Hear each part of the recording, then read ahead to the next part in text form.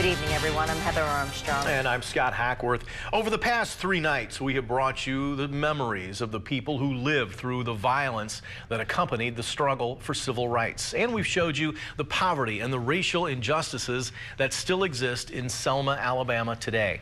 Tonight, you'll meet a former Wisconsin man who chose to set aside his own career and do what he could to help. News 19's Jenna Rowe recently returned from Selma, where she covered the 50th anniversary of the Bloody Sunday March, and is here to tell you John Gainey's story. Jenna? Scott, 25-year-old John Gainey first traveled to Selma as a college student. The people he met there changed his life forever.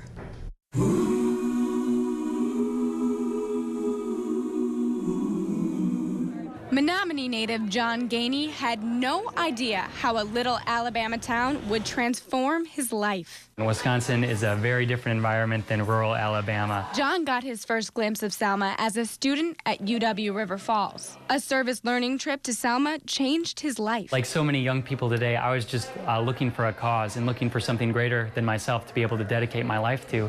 And when I came down to Selma for a week, I saw a group of people that were really trying to make a community better. That group is the Freedom Foundation, a nonprofit created to carry on Dr. King's dream. I have a dream that... What we have been trying to do in Selma is not just identify issues and make it just purely a white and black thing, but talk about where the oppression comes in and action and reaction. And they're doing that through the kids of Selma.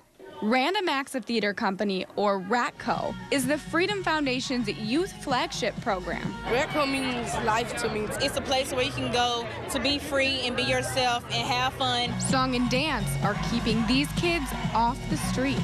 It's a glimmer of hope in a city with so much hardship. I was in a very dark place before I met RATCO, and when I met RATCO, it just changed my life completely. If everyone joined RATCO, this world would probably be a better place. So where does Wisconsin man John Gainey come in? Let's just say the kids made quite the impact. John was on a fast track to med school. I told him not to come.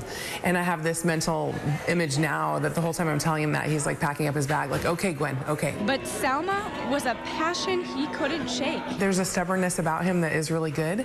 And there was something in his heart that he had to come, and nothing was going to stop him. After 3 years in Selma, John is following in the footsteps of those before him, leading the movement of today, Students Unite. A group of students that are addressing the social issues like social segregation and the racial opportunity gap that still exists in Selma and towns like it today. Student Unite's goal, to honor the past and build the future. It's a direct parallel between the foot soldiers of '65 and those of today. They're marching for the change Selma needs to see, tackling issues like social segregation and racial injustices. Students Unite is Selma now. And in Selma, now there is hope. All the way from Menominee, John Gainey found purpose. Now he's asking the rest of Wisconsin to jump on board. People in Wisconsin should care about what's happening in Selma, because an injustice anywhere is a threat to justice everywhere. Even 1,000 miles away,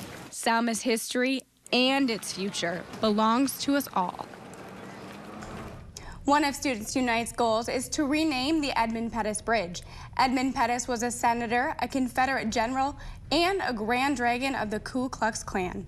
Having that name up on the bridge is the antithesis of what we're trying to do here in Selma in bringing the community together. So we want to get the name off that bridge because it's a symbol of what would divide this community.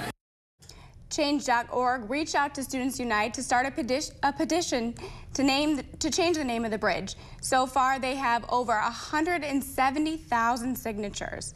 John says it's just one way he can do his part to carry on Dr. King's dream.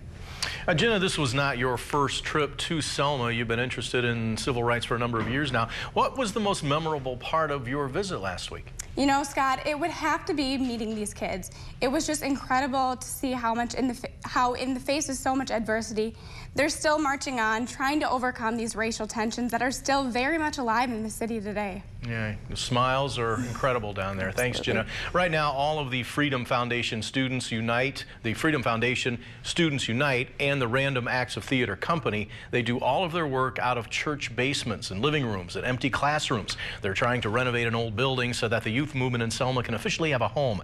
To help Selma reach that dream, you can go to buildteppers.org.